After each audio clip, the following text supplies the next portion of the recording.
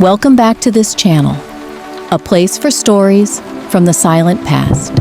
Today, we return to a time that has no name, to a time that doesn't even know it's going, the year 6300 before Christ.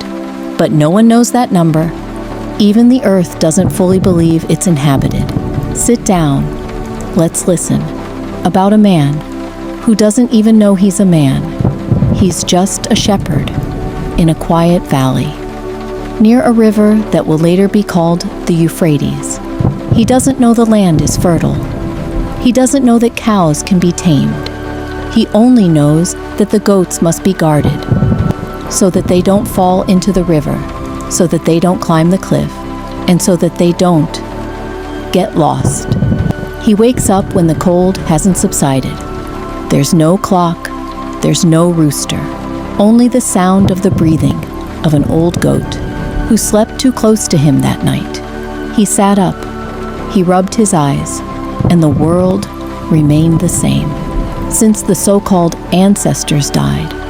And even before he knew that people could die, he was here, in a field too far away to be called a village, too quiet to be called life, too real to be called a dream. He lifted his stick. The stick was not an inheritance, not even a tool, just a piece of wood that he carried because he always carried it. He looked up at the sky. The sky didn't answer. Sometimes he tried to count. How many times had he seen the sun rise from behind that hill? How many times had his white goat disappeared and returned by itself? How many times had rain fallen and wet the flat stone where he sat? But there were no numbers. He had no word for 5, let alone 100. He only knew, often, sometimes, rarely, never, and that's enough. To live, to remember.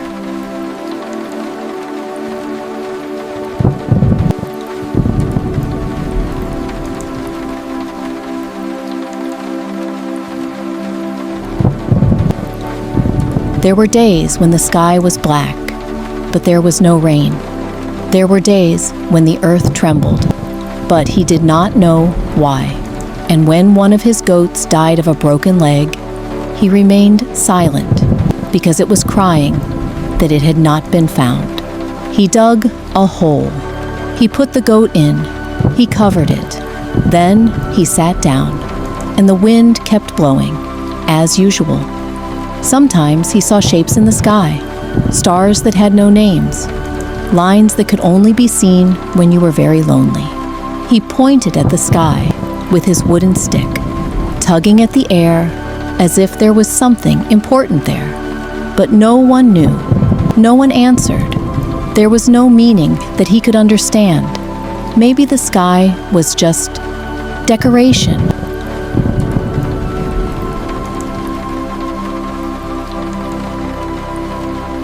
He had met other people, 2 men with sunburned skin, walking from the southwest, carrying baskets of seeds. They spoke, but not in language, just sounds that sounded like stones being thrown into water. They pointed to the goat, he pointed to the stick. They gave him seeds. He gave him milk. No one knew it was called an exchange. But they smiled at each other. Or maybe not. That day, he returned to his little hut made of mud and weeds. He put the seeds on the ground, not to plant, just to look at. The seeds rolled, and one of them was eaten by a mouse. He was not angry, because he did not know what ownership was, and maybe it was not a mouse, maybe it was just a shadow. Sometimes he walked to the hill, alone, leaving the goat, letting it roam, because sometimes the world felt too crowded, and sometimes it felt too empty. He stood on the top of the hill, looking out at the river, looking at the sun, and sometimes he raised his hand, as if asking for something, but he didn't know to whom, or for what. And the night came, slowly, without a sound, as usual. He returned. He slept. no dreams, because there was no word for it yet. And tomorrow will be the same, just like yesterday that was never named, and the day after tomorrow that was never promised. And that time continued to run, without knowing that he was making history. Thank you for listening. We will continue to the next chapter. If you feel lonely, maybe you are not alone. Please subscribe if you want to keep walking with us down the corridors of time that have no walls. The sound of the dry wind in the fields, slow footsteps on the dusty ground. He sat down. His left hand holds the fiber. His right hand rotates. The fibers become rope. The rope became a knot, and that knot become life in a small valley in Anatolia, among mud houses and dry fields, the life of a woman who history has never known, never mentioned by the poem, and not even the heavens recorded it. He sat down. It binds, and nothing has changed. There have been 7 dry seasons. 7. But he didn't know that number. He just knows too much sun and too few clouds. He spins wickerwork from old leaves, basket, straps, head protector. Sometimes he makes them for other people. Sometimes he makes it for no one. He sat on the edge of the house. The house has no door, just a hole where light comes in and dust comes out. In the daytime, she sings softly, a tune that no one ever taught her, a song that has no words, a song that is just formed out of boredom. Her child sleeps on her lap. Another child cries inside, and one more has not returned from the small forest for a long time, but she keeps spinning because her hands don't know how to stop. Night came quickly. There was no light, only a small fire on a flat stone. She did not write because there was no writing yet. She just stared at the woven shadows on the clay wall. Sometimes she thought, if only this rope could talk, maybe it would complain because it was being twisted and spun for no reason. But the rope was silent, just like her. She once stood in the river, washing her hands, looking at the fish, not catching it, not calling it, just staring and silent. There were other people on the other side of the river. They carried stone axes. They spoke in rapid voices, but she did not understand. So she continued spinning while looking at the same sky. She gave birth 5 times, maybe 6. 2 lived, 2 did not. The others, she did not remember.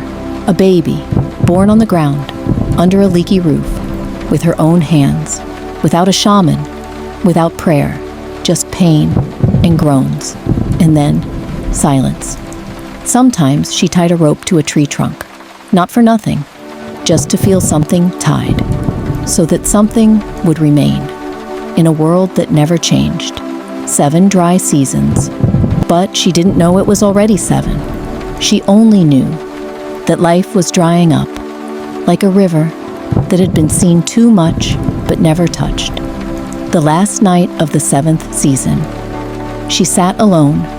The last rope broke, and she didn't try to fix it. She stared at the fire, and the fire didn't speak. She closed her eyes, and the day was over, but morning still came, and she sat back down, and she went back to spinning, as if nothing had ever changed, because it hadn't. Next chapter, we move east, to a place where the water is guarded, like a secret that is slowly disappearing.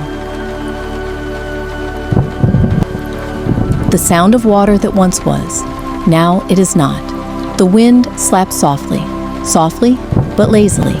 He stood. His left hand grasped the water gate. His right hand wiped the dust from his face. He stood and waited. It had been days, months, maybe more, but the water did not come. His name was not recorded, because there were no records. He was only called the guard. His job was simple: open, close, open again. If the water comes, open the gate. Let the water flow into the fields. If the water does not come, wait. And that day, he waited.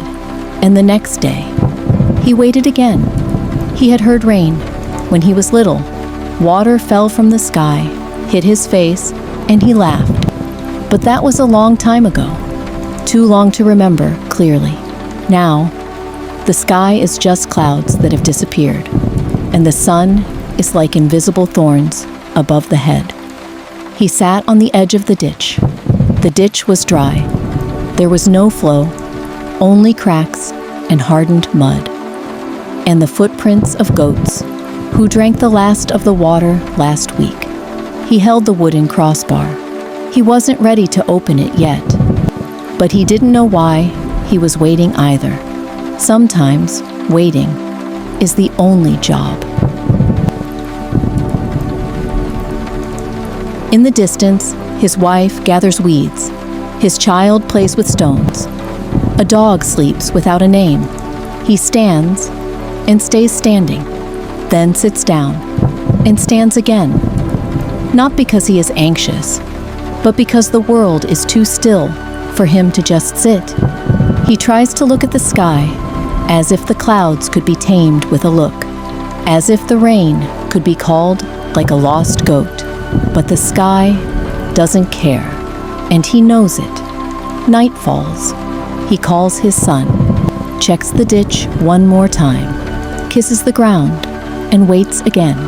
Tomorrow, he says to himself, tomorrow will come, and tomorrow doesn't come. Next chapter, we move southwest to the first city that doesn't know it's a city, and to someone who digs and digs and digs.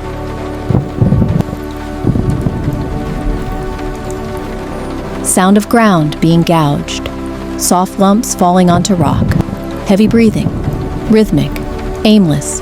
Every morning he wakes up. Every morning he takes the tools. Every morning he dug, not looking for something, not because I was told to, not because there is a purpose. He digs because that's what was done. And because of that, which he always does, red clay, small stone, black lumps that sometimes give off the smell of the past. He dug up the old house, the house of a dead person, or maybe his own house, which he forgot. He didn't ask. He just looked down and lifting the load little by little, without knowing why. Children sometimes watch from afar. They laughed. They threw stones. Sometimes they help, but he didn't hear. It's too deep in the ground. His age, no one knows, but everyone knows. He has been old since everyone was young. 81 years old, someone said, but he doesn't know that number. He sleeps in a hole. Sometimes he forgets to go back up. Sometimes it rains, and he stays there until morning. He holds a lump of earth. Sometimes he sees a carving. Sometimes there are bones. Sometimes there is nothing, and that's enough.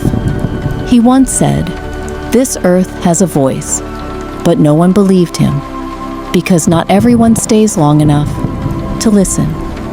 He stopped digging only once, when his left hand was shaking and he could no longer hold the tool. He sat down, stared at the last hole, and slept there all night. The next day, he dug again, because that was the only thing he knew to do. One more chapter. This time, we move to a faraway place, to a place now called the Sahara, but back then, it was still green. Night, wind of leaves, insects, and slow, deep breaths. He lay down, his body pressed against the wet grass. Above him, the stars that had no names and never had a story. He stared at the sky, because the earth was too boring. He was a hunter, but tonight he wasn't hunting. He was just thinking, or maybe not. The sky was vast, too vast to explain, too quiet to leave alone. He had stared at the same star a week ago, and a month ago, and forever. But he had never known what it meant. Constellations? No. Mythology? Not yet. God? Maybe. But no one had spoken to him yet. He had followed a star until he got lost. On the banks of an ancient river, a river that flowed before humans even knew how to name it, the Nile. But it wasn't called Nile. There was no Egypt yet. There were no hieroglyphics yet. There was no civilization yet.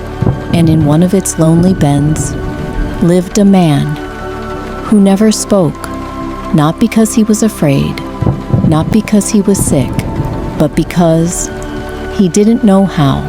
His eyes couldn't see. He didn't know what light looked like. He didn't know what color the ground was.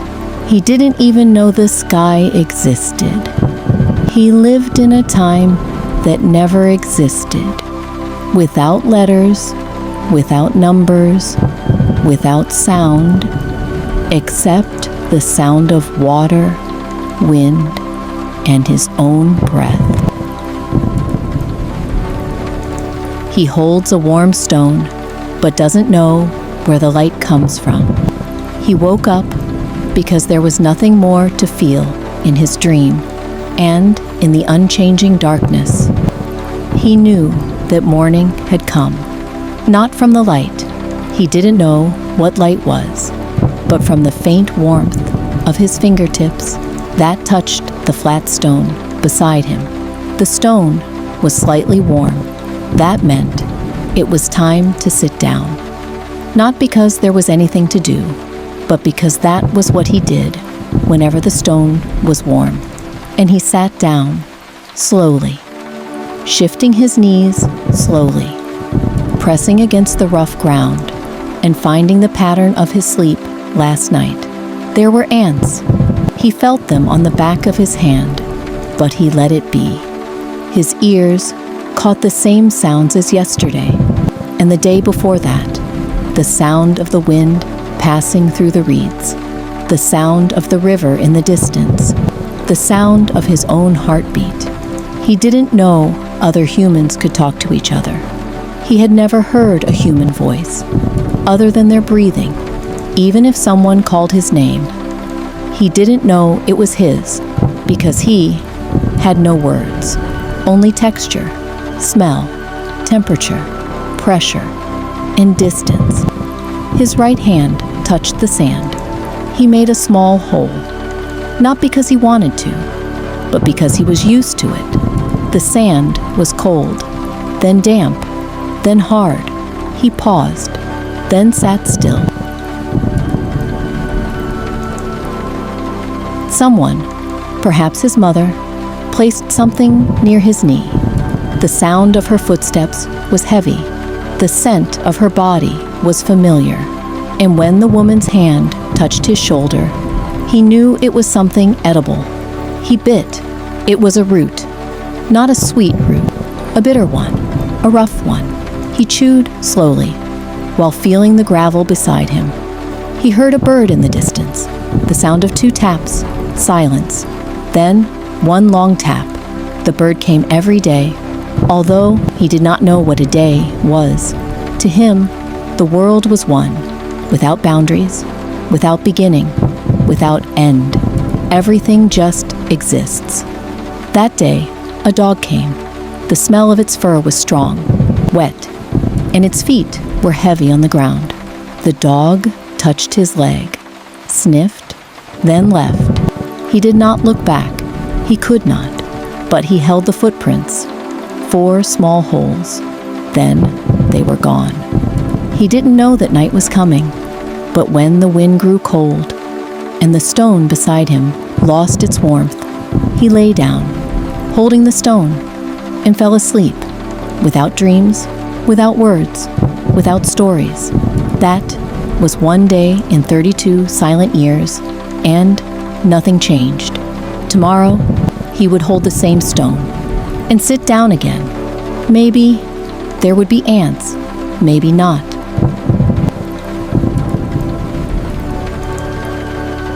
He never knew there were colors. He opened his eyes, but nothing opened because to him, opening his eyes and closing them were the same thing.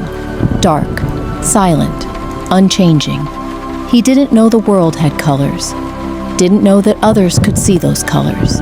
He didn't know that the sky could be blue, or that blood could be red, or that fire could be yellow and orange and move like angry water. To him, the world was just textures. Some were warm, some were cold, some were sharp, some were soft, some were slippery, and some were dusty. That was all. Morning came, because the smell of grass began to change. Damp, more open, like fresh breath coming from a cave. He felt the ground. The ground cracked. The cracks felt like dried, petrified spider webs. He touched it with 2 fingers, slowly. No surprise, no questions. Then he woke up. Not for any reason, but because his body was done lying down. Someone put something in his left hand. Grains, hard, small, rough, and chewable. He put 2 in his mouth. His back teeth worked slowly. He wasn't hungry, but he wasn't full either. He just ate, because that's what happened when the object was placed in his left hand. He never asked, "What is this?" because he didn't know that questions could be asked. Didn't know that the word "what" could exist, and that this was something. That day, the sound of the wind came from another direction, usually from the left, now from behind. He changed his sitting position, not because he wanted to, but because the sound of the wind brought new scents. The smell of wet earth, the smell of dead insects, the smell of something foreign.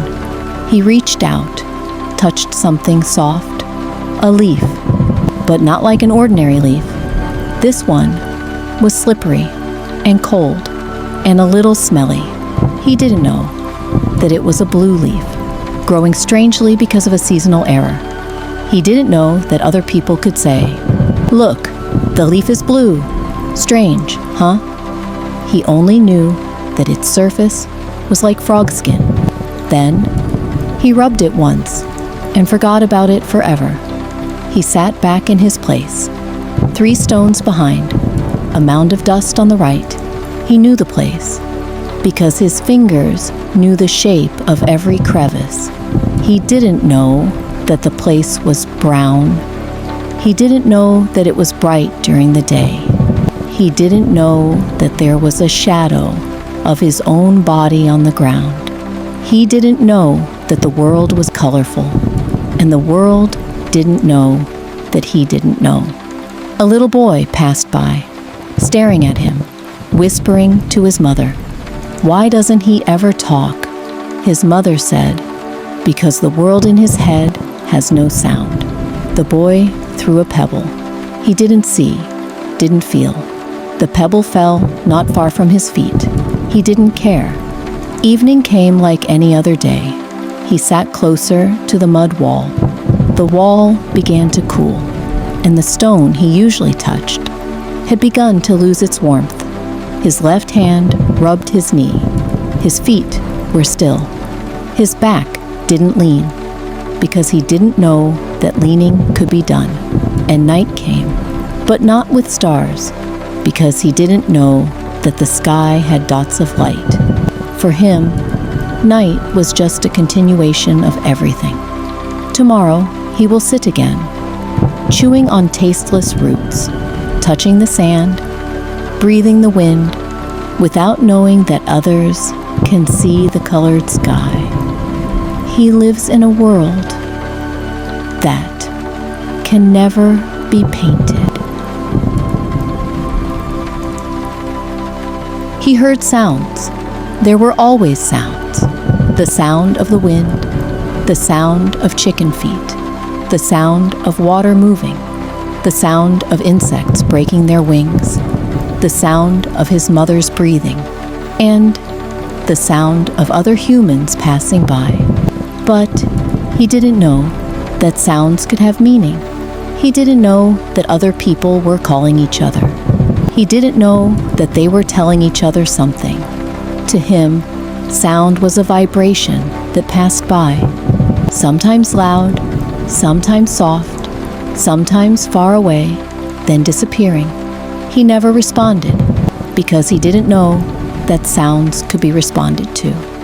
When two children ran by him, laughing, he only heard the rhythm of the laughter as something rhythmic, like the sound of falling leaves, not as an expression, not as an emotion, just waves rising and falling. Sometimes his mother murmured as she put down the food. Sometimes there was a baby crying.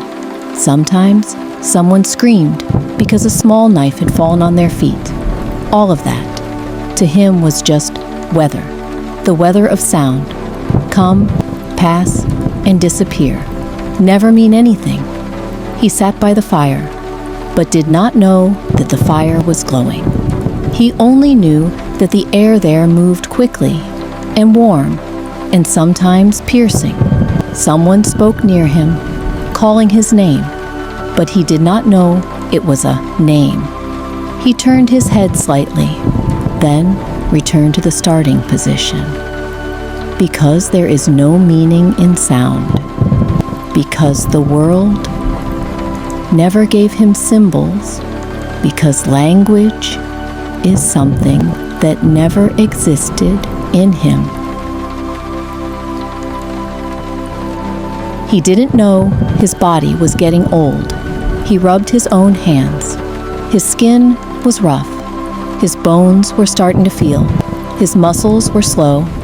But he didn't know that time was passing. He didn't know that there was age. Before, he could sit longer. Now, his hips hurt. Before, he never coughed. Now, sometimes his chest made strange sounds. But he thought it was just part of the body, not change, not the passage of time, because time was never explained to him, and he never asked. He just lived between 2 points, when he woke up and when he went back to sleep. His mother was slower now. Her breathing was heavier. Sometimes she didn't come. He didn't know that meant dying. He only knew that the sound of her footsteps was getting less frequent. And one day, the hand no longer touched his shoulder. There was no root placed in his left hand. There was no body odor. He waited. 1 day, 2 days, 3. Then, eating dirt, little by little, because he was hungry. He bit the edge of his shirt and lay down. It was raining. He didn't know the word rain, but the ground was changing, damp, noisy. He crawled a little, found a familiar wall. He bit the edge of his shirt, not because he was afraid, but because it was comforting. No food, no mother's voice, no children passing by, and he lay down, slowly, facing a direction he didn't know which way. A mouse passed by. He didn't move. Water entered the small hole where he usually sat. He remained still because he didn't know he was dying. The next day, the sun rose as usual. People passed by. Children played. A bird sang a long 2-note song. And she didn't move. Someone saw her body, an old woman. She sighed. Then she covered the girl's body with a sheet of straw. There was no burial, no name, no record, because she never had a voice. She lived 32 years, without a word, without color, without meaning, without knowing she lived. And now, no one knows she ever existed. The Nile continues to flow. The winds continue to blow. The land continues to change seasons. And somewhere on the banks of an unnamed stream, there once was a man who knew nothing. And that was enough, because not all men need to be recorded in history. Some just exist, silent for a moment and gone. He didn't know what day was. A man in the Orontes Valley, circa 9700 BC. He woke up when the cold was gone. He didn't know morning. He didn't know night. He only knew that when the air didn't bite his skin, he could open his eyes. There was no alarm, no sunlight to look forward to, nothing to tell him that he had slept enough. There was just the smell of wet earth and the tiny grass that clung to his face. He blinked once, then twice. Then he was silent because there was no reason to get up. There was no place to go. The world was one vast plain, without a name, no villages, no cities, no signs, no paths, just rocks and dirt and the same old trees. He rolled up his body because the cold had not completely gone. He did not know that it was the end of winter. He just felt not as frozen as yesterday. That was enough. He closed his eyes again. But he did not sleep. He just stayed still, waiting. I don't know what. Above the still gray sky, a bird flew by, but he did not look up. He only heard the sound of wings and the small sound of water dripping from the gaps in the rocks. 3 drops, then silence. He still did not get up. Not because he was lazy, but because his body did not know the reason to move. He did not know the concept of activity. He only knew when a certain feeling arises, like hunger, then the feet will walk, but not now, so he stayed still. That was how he started the day, or whatever it was. He was alone in a nameless valley. He stood up, slowly, his right foot first, then the left. He stretched, not out of habit, but because his back ached. He had slept on a rock. Now, he slept on the ground. Tomorrow, maybe at the roots of a tree. He didn't care. In front of him stretched a valley. No name, no owner, no boundaries. He had been in that valley for he didn't know how long, not counting, not writing, but he knew the tree had broken, and now new branches were growing. He had seen a dead animal on the riverbank. Now, there was no trace of it, so he knew time had passed, but he didn't know how long. He sat on the same rock, as he had done many times before. He stared at the water. The water didn't speak, but he felt as if it could listen. The water carried leaves, sometimes dead insects, sometimes just foam. He touched the water. It was cold, but it didn't sting. Then he pulled his hand back and sat for a long time, maybe an hour, maybe 2. But he didn't care. There was nowhere else to go. He was never far from this valley, not because he was afraid, but because he didn't know that there was far. The world, to him, was just this place. A small bird landed on the next rock. He turned. They looked at each other. Then the bird was gone, and he stared back at the water for a long time, until dusk came, even though he didn't know it was dusk. It was raining again, just like yesterday, just like last week, or maybe last month, but he didn't know what a moon was. The rain was falling, and he was hiding under a big rock, crouching, curled up, like an animal. He was already wet, but he didn't run, because There was nowhere else to go. He stared at the drops of water on the tip of a branch. Drip, drip, drip. 3 times. Then it was gone. He opened his mouth, catching the drops. It felt normal, but his body was calm. That was enough. A few days earlier, he had dug in the ground, not for nothing, just because his fingers wanted to touch something deeper. But now, the ground was flat again, and he wasn't angry because he didn't know the concept of ownership. He never made, just destroyed, a little. Then, silence. He walked again after the rain had stopped and passed the same rock.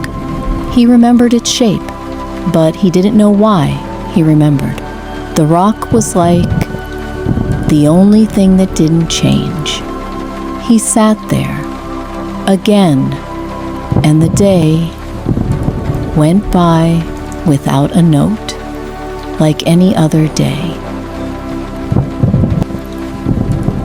One unclear morning, he heard a sound. Not the sound of water, not the sound of rocks, but the sound of footsteps, small, heavy, like his own, but coming from another direction. He froze, not because he was afraid, but because it was something he had never felt before. He turned his head, slowly, and there, among the tree trunks and the thin morning mist, there was a figure, a human being, like him, but not him. The body stood straight. His hair was long. His eyes were small and distant. They stared at each other. Silence, not moving. No language, no name to call, no greeting, just existence. 2 bodies, 2 breaths, in the same space, for the first time. Then the figure stepped, gone. Without a word, without a sign, lost in the mist, and he remained standing in place, silent, long, because something inside him felt empty, like a sound that was almost heard, but was gone before it reached his ears. He sat down, staring at the footprints in the soft ground. 1, 2, 3. Then the rain fell, and all the footprints disappeared. He returned to his old rock, but it wasn't the same. The rock was still rock, but he felt different. Maybe it was love, but not as we know it, because he didn't know the word love, just a vague shadow in a head that didn't know it was remembering. And that night, he fell asleep faster, but not soundly. He didn't know when he got old. The days grew quieter, not because the world grew quieter, but because his ears began to stop hearing small sounds. He used to be able to hear the chirps of insects. Now he only heard the sound of the wind, and sometimes he didn't hear anything. He didn't know it was because his ears were old. He just felt the days now were more like a long, unbroken sleep. He sometimes dreamed, but he didn't know it was a dream. He saw shadows in his mind, birds, water, human figures that had passed by, but everything was fast. Then it was gone. Sometimes he talked to himself, not because he was crazy, but because he didn't realize that no one was listening. His lips moved. Sometimes he mumbled. Sometimes he just opened and closed. But the sounds that came out had no meaning. He never learned a language, so he couldn't forget the language. He just talked to the air, maybe to the rocks, or to himself who he didn't recognize. He grew old, like rocks grow old, slowly, unconsciously. Don't know, but it felt, in the knees that couldn't bend, in the eyes that blurred when evening came, in the hands that trembled when touching the water that was too cold. He sat more often, sometimes until night came, but he didn't know that it was night. He only knew that the sky was getting dark, and the air bit his skin again, like before. like when he first opened his eyes. This world spun in a circle that he didn't understand, and his body slowly came out of that circle. No one remembered, no one recorded, but he grew old, alone, and silent. The life of a man who never knew he was living in 5900 BC. He didn't have a name. He didn't know the calendar. He didn't even know there was such a thing as history. But he did know that he hadn't pooped in 3 days, and that changed everything. There was a faint sound from a distance, not a human voice, maybe a bird, maybe just the wind falling softly among the small stones. He opened his eyes, slowly, not because he was sleepy, but because there was no reason to rush. The sky above him was gray, not dark, not bright, a color that had no name, like himself. He didn't know if it was morning, because he didn't know what morning was. He knew the sky changed color, but he didn't know when or why. He lived in a clearing next to a river that occasionally made a sound. The water was clear but smelly. He didn't know water shouldn't smell. He just knew. He often peed there. His body was still, but his stomach was hard. He touched it lightly with his left hand, not to heal, not to complain, just to touch.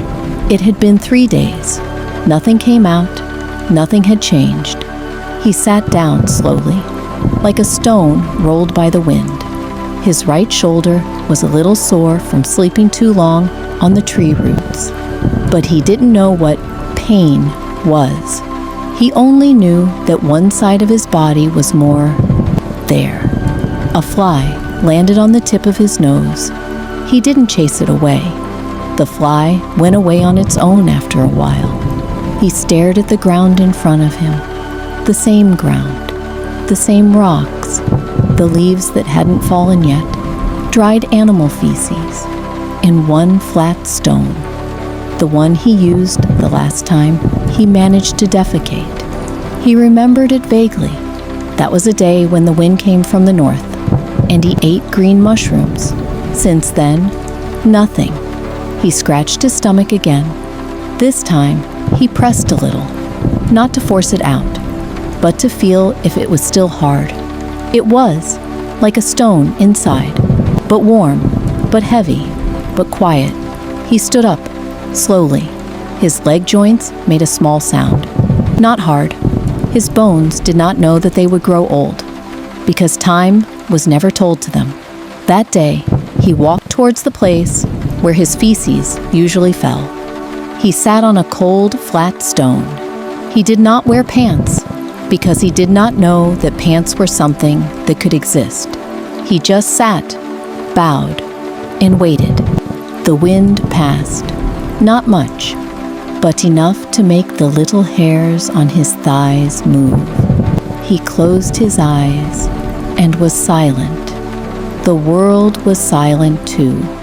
No one cared, no one knew that there was one human being, one living body, one entrails that had not come out for 3 days. He didn't feel ticklish.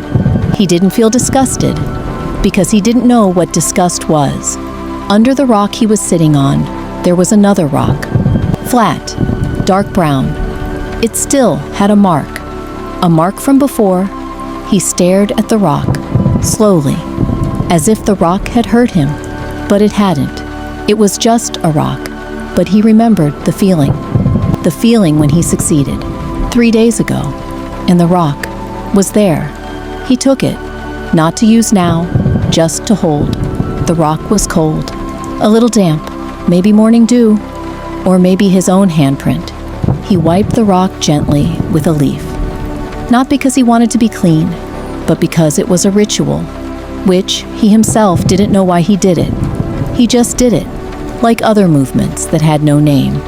He put the rock back under his seat, not to hide it, not purified, just prepared for a possibility that may not come.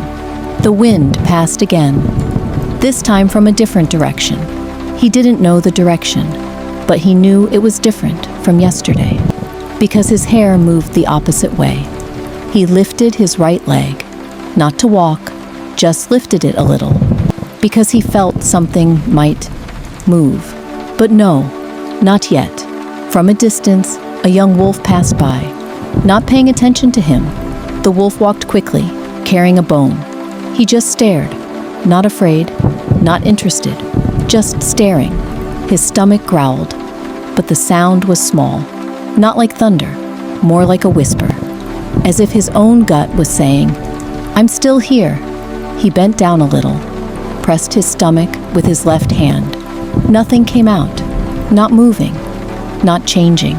He sighed, but slowly, because his breath was lazy, and he didn't know why he had to breathe. Then he got up, slowly, from the rock, leaving the flat stone under his seat, the same rock that he might use again if the dirt finally came, if the rock didn't break first, if his body didn't stop first. He took 3 steps, then he stopped, staring at the same ground as yesterday. The ground that didn't record and never asked. He didn't walk far, because far didn't exist. There was no place he was going. There was no finish line. There was no starting line. He just walked, sometimes to the left, sometimes to the right, sometimes still. The sky was still gray, a little brighter, but not the kind of light that would make you sure it was daytime, just less dark than before. The wind blew again, this time from the south. He didn't know south, but he remembered. This was the direction that carried the smell of goat dung. And this wind was different, warmer, softer, more sneaky.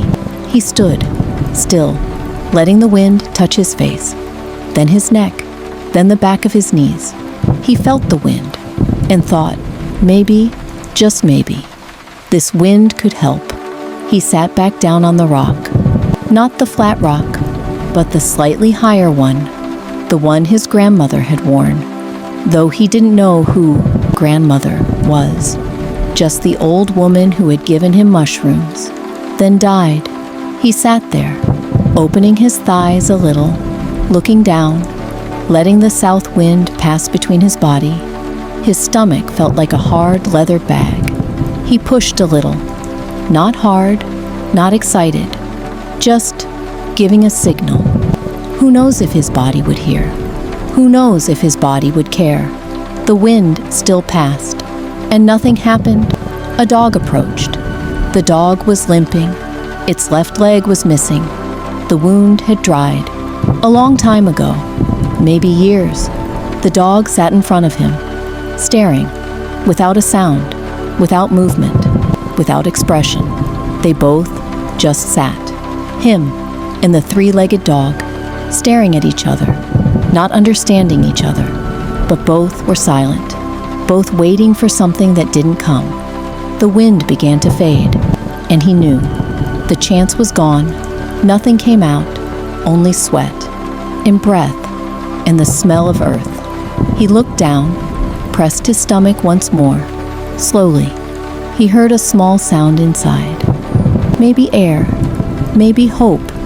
The dog licked its own paws, then stood up, then left, and he stood up, staring at the rock he had been sitting on. No trace, no result, just rock and silence.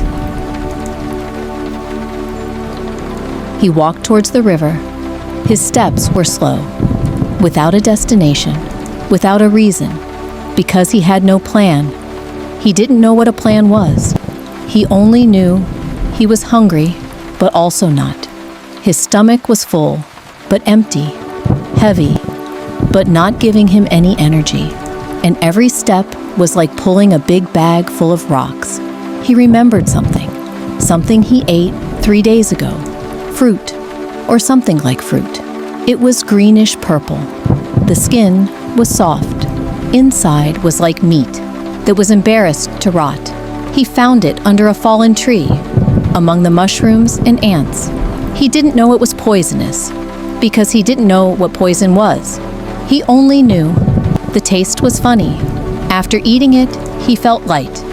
Then dizzy, then sleep, then dream. He didn't know what a dream was, but he knew he saw birds, headless bird, hovering above him, winged, but not flapping, gliding like a fallen leaf, slowly, touching the sky. And after he woke up, his shit never came out again. It's been 3 days. He tried to remember the taste of the fruit. Bitter, sour, soft like mud that was afraid to be touched. But he finished it all, because no one said no, no one warned, no words, just bites. He now sat on the edge of the river. The water flowed slowly, not like before. Before, the water could be fast. Now, the water seemed to have lost its spirit. He dipped his hands, then washed his face, not because it was dirty, but because the cold water seemed to call. He lay on the wet ground. The sky above him shifted slightly. The clouds seemed to drag time, and he let himself be silent. He thought, if he died here, would anyone know he hadn't pooped in 3 days? Maybe not. Maybe no one would ever know. Maybe the flat stone would stay there, waiting, without a name, without memories. A bird passed by, a real bird, not the bird from his dream. And the bird chirped softly. It was the first sound he had heard today, other than his own body. He didn't know how long he lay on the wet ground. The river kept flowing. He didn't look back. He didn't care. He got up slowly.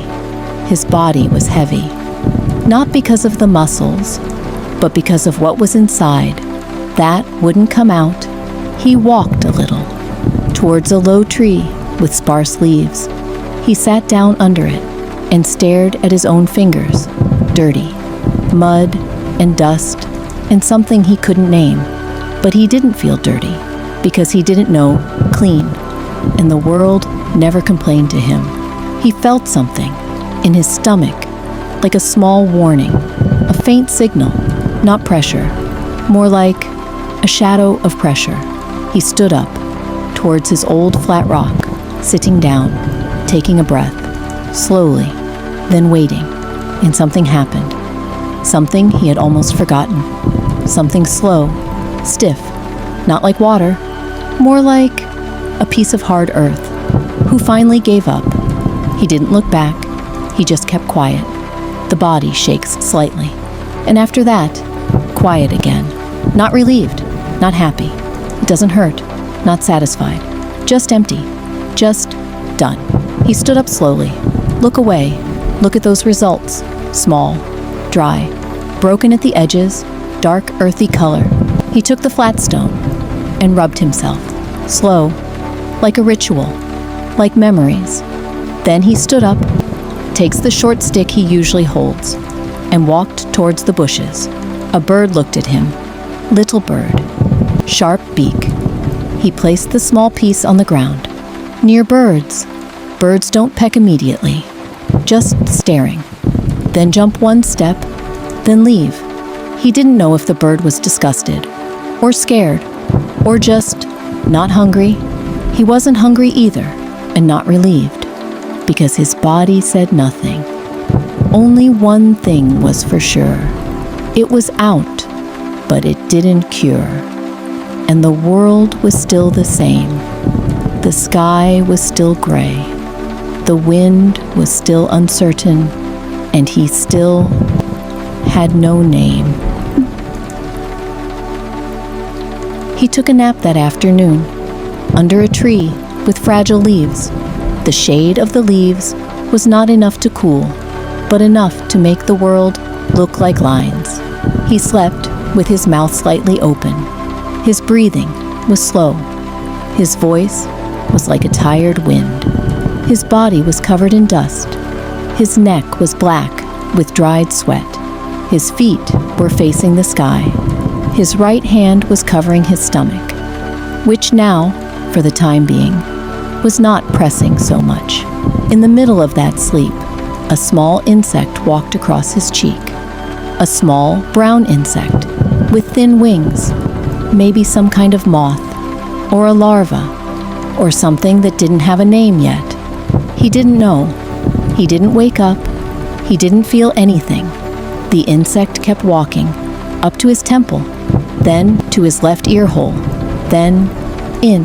He didn't react, not immediately, only his brow furrowed slightly, a little. Then it was quiet again. The insect moved inside, looking for a way out maybe, or just exploring, looking for a home. He woke up slowly. His head was heavy. There was a rustling sound inside. He scratched his earlobe. Not deep, just a little. The insect stayed there. He didn't try to get it out, because he didn't know what to do, and didn't know that something was wrong. He sat down, eyes blank, listening to a soft voice from inside his head, a voice that didn't come from his mind, but he didn't know the concept of mind, so he just let it be. The world remained silent, except for a small rustle in his left ear. The wind passed by, but he didn't feel it, because all his attention, if he had any attention, was focused on the small thing moving inside his head. He nodded, slowly, as if helping the insect out. But it didn't work. The birds flew. The river kept flowing. The flat stone was still in place, and he just sat there, with a little insect in his ear, and nothing changed. He woke up early that day, or maybe not early, because he didn't know what morning was. He only knew that the sky was brighter than yesterday, and his stomach wasn't as tight. His head was still buzzing.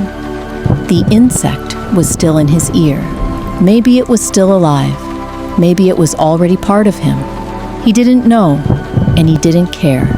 That day, he felt something, a slow movement inside his body. Not like pressure, more like a surrender. He walked to his flat stone, not in a hurry, because there was no one waiting. There was no line. There was no business.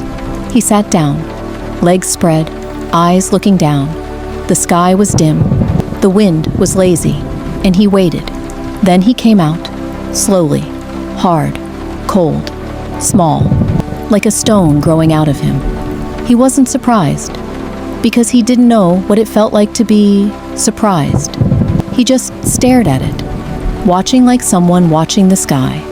The small object fell to the ground, imperfectly round, cracked on the side, giving off a familiar smell. He took a piece of wood, knocked it against a rock, then to the ground, then touched it to the dirt, not to clean, not to play, just because he wanted to touch something that day. The dirt wasn't warm. It had been cold since it came out. It had been tired since birth. He sighed. Eyes didn't blink. Then stood up slowly. He held the flat stone again, rubbed it against himself. Slow movements, like rubbing memories. He didn't feel relieved, because he didn't know what relief was. Just, his stomach wasn't as hard as yesterday. And that was enough, or maybe not, but he didn't ask. A bird perched on a branch, staring at the poop, then pecking once, then leaving. He looked down, staring at the place where something came out, then looking at the sky, then looking at the ground again. Everything was the same. Nothing had changed. The poop finally came, but not as he had imagined, even though he didn't know what a shadow was, and had never imagined anything before. He sat on the riverbank, not to drink, not to bathe, just to sit. The water flowed slowly, carrying dead leaves and the remains of animal fur. He stared at the current. His eyes did not move. Like a stone learning to blink, the sky was paler that day. The sun was like a sick circle in the sky, but not hot, not dazzling, just there. Like he himself, he did not feel lighter, even though the dirt finally came out, even though the stomach was not as hard as a rock, but he felt a strange emptiness, like someone who had lost something, but did not know what was missing, and did not know if he needed it. He touched his left ear. The insect did not move. Maybe it was dead, maybe it was sleeping, or maybe it had turned into a sound that was always there.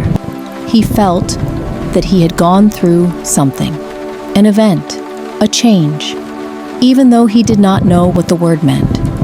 Not knowing that humans sometimes feel that time moves one step because his body feels something has happened. He stood up, staring at the fallen tree at the end of the bush, the tree where he found the fruit, the moldy fruit, the fruit that locked his stomach. He walked there, slowly, like visiting a grave, without knowing what dead is. The tree was still the same. The leaves were rotten, the trunk was moldy, and underneath it, there was another fruit, greenish purple. The skin was soft, pulsating slowly. As if he knew he was being watched, he stared at the fruit, very long, then sat down near it, not picking, not touching, just sitting. He didn't know that he had been constipated for 3 days because of the fruit. He didn't know that it could happen again, but something was different now. He knew that. He had been waiting for something to come out of his body. He once felt empty. He once sat with a lame dog. He once felt a rustling in his ear. He once gave his little droppings to a bird, and the world remained silent, still empty, still gray. But he wasn't the same anymore. Maybe not better, maybe not worse, but not the same. He sat there for a long time, until the sky changed color, until night slowly fell, without speaking, without a sound. And when night fell, he fell asleep next to the fruit he hadn't touched, with a body that no longer hurt, with a head that still buzzed, and the earth kept spinning without knowing he ever existed. And so it is. This story ends without a surprise, without a climax, without a big twist, just another day, and the sound of footsteps that no one notes, like thousands, or maybe millions, of other stories buried in the dust of time. If you are still awake, or if you are listening to this in your half-awake sleep, thank you for surviving this far with us. If you like this silence, or want to return to an equally lonely and forgotten world, please hit subscribe, like, and share this video with anyone who might also be looking for a voice to accompany their silence. See you in another story, which might also be less important and not too different, but still there, in the midst of time that passes slowly. Good night, and may your dreams be full of things that didn't happen,